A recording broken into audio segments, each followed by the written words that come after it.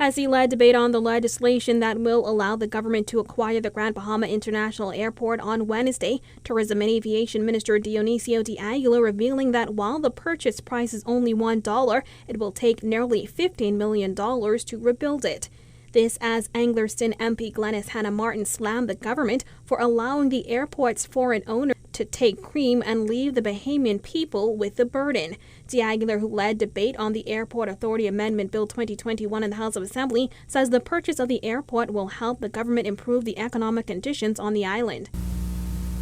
And this minister-led administration and this Minister of Aviation is of the view that the airport in Freeport, the gateway into Grand Bahama, should be owned by the government.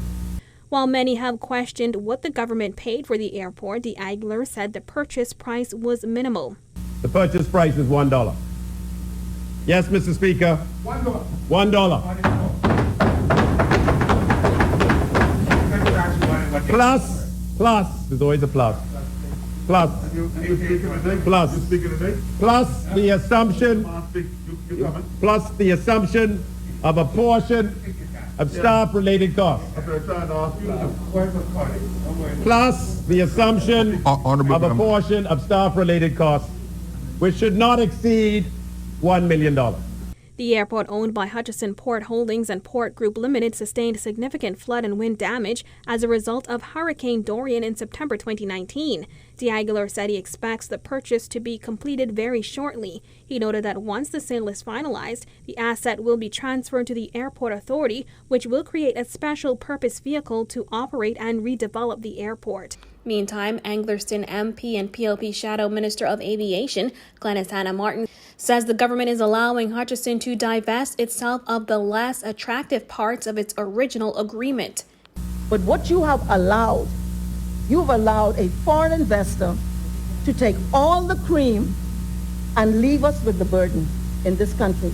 And I believe, and I don't know, but I believe there's even more burden because you've not laid that heads of agreement in this parliament. We do not know what you have agreed to further burden the Bahamian people. She also accused the government of allowing Hutchison to run with the insurance money and more.